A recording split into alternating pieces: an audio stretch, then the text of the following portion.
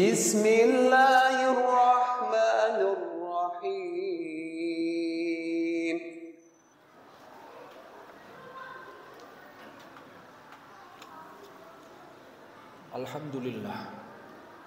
Alhamdulillahil wahidil ahad, al-fardis samad, alladzi lam yalid wa lam yulad wa lam yakul lahu kufuwan ahad.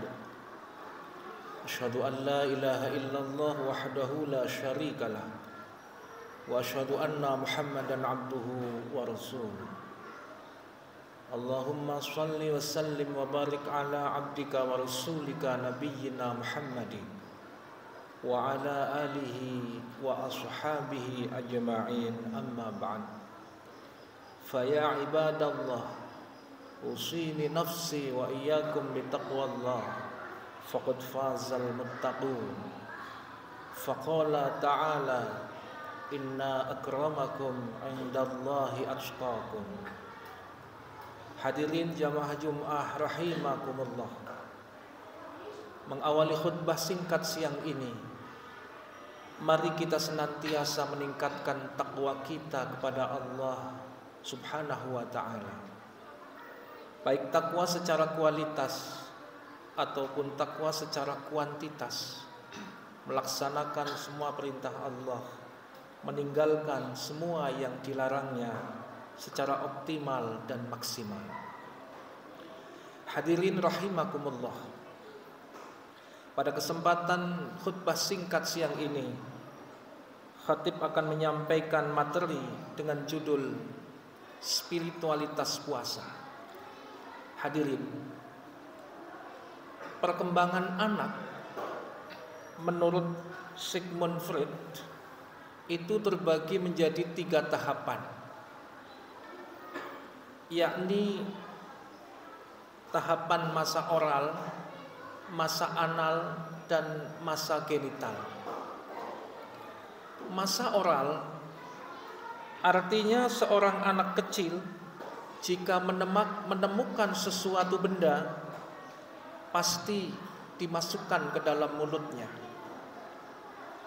Jika tidak menemukan suatu benda yang bisa ditelan, maka anak kecil itu biasanya mengambil jari jemarinya untuk dikenyot ke dalam mulutnya itu. Itulah kenikmatan anak di masa oral. Hadirin, yang kedua, masa anal. Masa ini anak-anak kecil mengalami kenikmatan di saat ia buang air besar atau buang air kecil. Anak-anak usia kecil ini merasa heran di saat kelaminnya mengeluarkan air seni seperti keran air. Sehingga di masa ini anak-anak menjadikan mereka senang berlama-lama bermain di kamar mandi. Ini masa anal. Dan yang ketiga, masa genital. Masa genital itu anak-anak senang mempermainkan kelaminnya sendiri.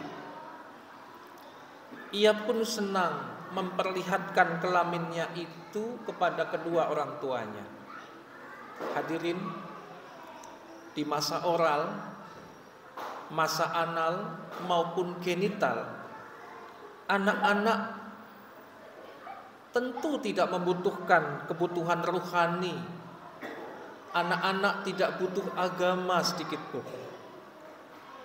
Namun ketika memasuki usia dewasa atau sudah memasuki usia tua seperti kita ini, ia tidak lagi berburu makanan dan minuman. Ia tidak butuh lagi berlama-lama di toilet untuk bermain-main air kencing atau kotorannya. Ia juga tidak perlu atau tidak butuh mempermainkan alat kelaminnya itu atau memperlihatkan alat kelaminnya kepada orang lain. Tetapi kebutuhan manusia dewasa atau mungkin kita yang sudah tua ini itu meningkat tidak hanya butuh makan, minum, tidak hanya butuh bermain, tidak hanya butuh seks atau memperlihatkan kelamin dan mempermainkan kelaminnya seperti anak-anak tadi itu. Tetapi semakin dewasa manusia itu memiliki kebutuhan yang abstrak atau ruhaniah. Oleh karena itu Bapak hadirin semuanya, jika diri kita yang sudah tua ini masih senang berburu makanan terus-menerus, kuliner katakan, berlama-lama nongkrong di toilet maaf sambil merokok, atau berpetualang mencari kepuasan seks semata, menurut Freud, kita ini berarti sakit jiwa. Dan kita terjebak pada hambatan kepribadian atau fiksasi. Dan hambatan kepribadian ini terjadi sebagian besar untuk atau pada manusia modern saat ini. Hadirin rahimakumullah. Tanpa kita sadari, 75% penghasilan kita atau penghasilan manusia modern habis untuk makan dan minum. Setelah kenyang, buang air, buang hajat di toilet. Nafsu seks dipuaskan sesuka hatinya. Tanpa sadar, manusia modern, mungkin kita juga terkadang terjebak dalam hambatan kepribadian atau fiksasi tadi itu. Hadirin, barangkali di antara kita ada juga yang menikmati makanan minuman sederhana, tetapi uangnya didepositokan sebagai kebanggaan. Makannya nasi dengan garam, nasi dengan sambal, uangnya dikumpulkan, ditabung, menumpuk-numpuk. Atau jika uangnya sudah banyak, dibelikan barang. Barangnya pun lalu dipajang untuk dipamerkan. Menurut Freud, orang seperti ini terhambat di fase genital. Ia lebih senang melihat tumpukan uang, melihat tumpukan harta, tidak digunakan untuk beribadah kepada Allah, seperti halnya anak kecil tadi yang senang melihat kotorannya di toilet. Hadirin, jika kita tidak mengalami hambatan pada fase oral, fase anal maupun fase genital, pastinya kita itu lebih fokus untuk takamul rohani, menyempurnakan kualitas spiritual kita, meningkatkan religiusitas kita.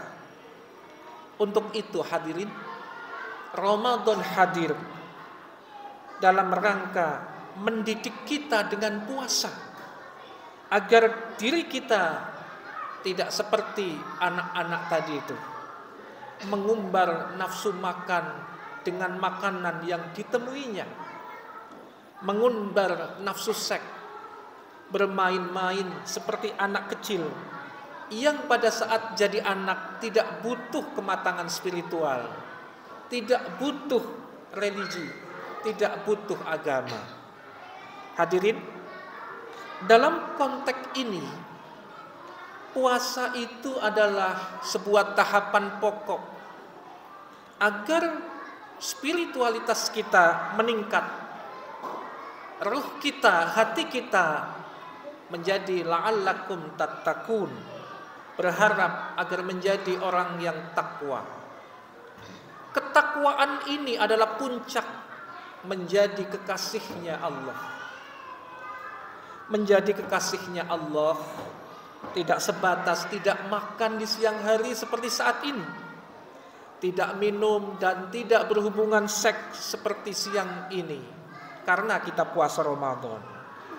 Tetapi puncak dari puasa itu mampu mengendalikan hawa nafsu kita secara tepat. Hadirin, puasa itu di saat marah ia tidak marah, Di saat tersinggung, ia tidak tersinggung. Ketika disakiti, ia tidak balik menyakiti. Ketika dilukai, ia tidak balas dendam. Ini namanya nafsunya sudah terkendalikan. Beda dengan anak kecil tadi. Menu makanan gak cocok, marah. Tidak dipuja-puja, jengkel anak itu. Kepengin es krim, dikasih kolak, marah. Minta ini, minta itu, tidak ada, marah. Ini anak kecil yang tidak butuh pematangan dan kenikmatan beragama atau spiritual. Maaf, kalau menu makan sahur tidak cocok, marah.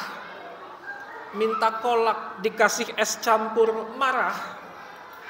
Buka puasa harus dengan makanan yang enak-enak. Lebaran bajunya harus baru, kalau tidak baru marah. Apa bedanya diri kita itu dengan anak kecil? Yang anak-anak tidak butuh agama dan tidak butuh kenikmatan spiritual. Hadirin rahimakumullah.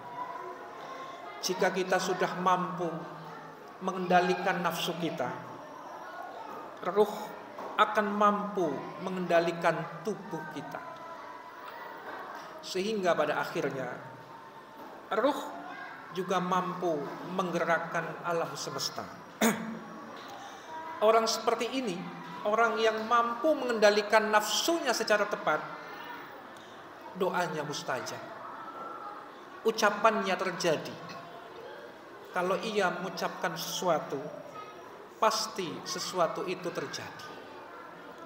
Dirinya memancar sesuatu yang menggerakkan dan menggoncangkan seluruh molekul di sekitarnya. Hadirin, itulah keistimewaan orang yang mampu mengendalikan hawa nafsunya dengan puasa.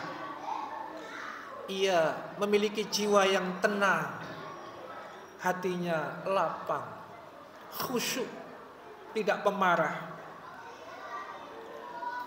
mengimani dan menerima takdirnya Allah dengan ridho, karena dirinya merasa Allah lah kekasihnya.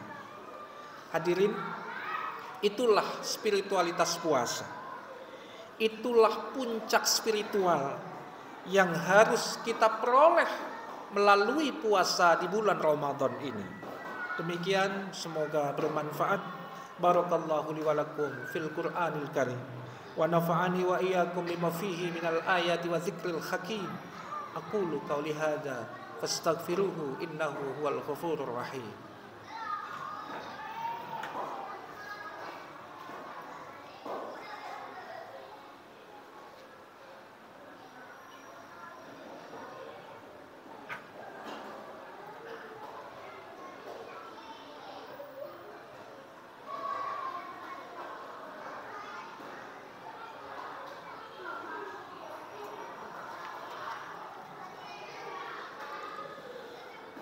Alhamdulillahilladzi arsala rasulahu bil huda wa dinil haqq liyudhhirahu 'alad dini kullih wa kafa billahi shahida. Asyhadu an la ilaha illallah wahdahu la syarika lah wa asyhadu anna Muhammadan 'abduhu wa rasuluh. Allahumma shalli wa sallim wa barik ala 'abdika wa rasulika nabiyyina Muhammadin wa ala alihi wa ashabihi ajma'in, amma ba'd. Faya ibadallah, usini nafsi wa iyyakum bitaqwallah, faqad fazal muttaqun. Qala ta'ala, innallaha wa malaikatahu yusholluna 'alan nabi. Ya ayyuhalladzina amanu shallu 'alaihi wa sallim taslima. Allahumma shalli 'ala Muhammad.